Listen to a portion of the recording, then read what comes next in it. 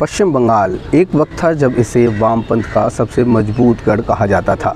34 साल तक लगातार सत्ता में रहने वाला वाम मोर्चा, जिसकी पकड़ इतनी मजबूत थी कि उसे चुनौती देना भी मुश्किल माना जाता था। लेकिन आज तस्वीर बिल्कुल उलट है। वही वाम दल जो कभी 40% वोट के साथ सत्ता से बाहर हुए थे, अब 5% तक सिमट गए हैं और 2021 में विधानसभा में उनका खाता तक नहीं खुला।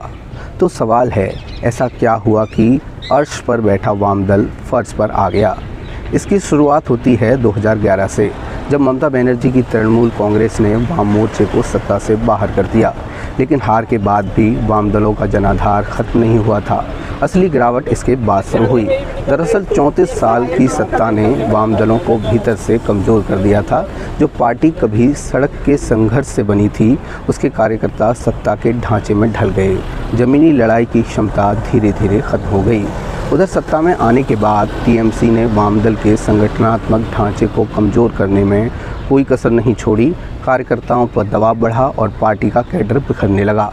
लेकिन कहानी में सबसे बड़ा मोड़ आया 2019 में, जब वाम दलों का वोट सीधे भाजपा की ओर शिफ्ट होने लगता है। टीएमसी के खिलाफ गुस्सा तो था, लेकिन मजबूत विकल्प नहीं था और यही खाली जगह भाजपा ने भर दी। नतीजा, 2014 में सिर्फ 2 लोकसभा सीटों वाली भाजपा 2019 में 18 सीटों तक पहुंच गई। यानी वाम दलों का गिरता ग्राफ भाजपा के उभरते ग्राफ में बदल गया। इसके पीछे सिर्फ राजनीति नहीं, कई गहरे कारण भी थे। लंबे शासन की थकान, किसानों और मजदूरों की बदलती उम्मीदों को न समझ पाना और सबसे बड़ा झटका, सिंगूर और नंदीग्राम जैसे आंदोलन। इन घटनाओं ने वामपंथ की छवि को गहरा नुकसान पहुंचाया और ममता बनर्जी को मजबूत जननेता बनने का मौका दिया। फिर 2021 आया, जहां भाजपा मुख्य विपक्ष बन गई और वाम दल पूरी तरह हाशिए पर चले गए। आज हालात ये हैं कि बंगाल की राजनीति टीएमसी बना भाजपा के बीच सिमट गई है और वाम दल अपने अस्तित्व की लड़ाई लड़ रहे हैं।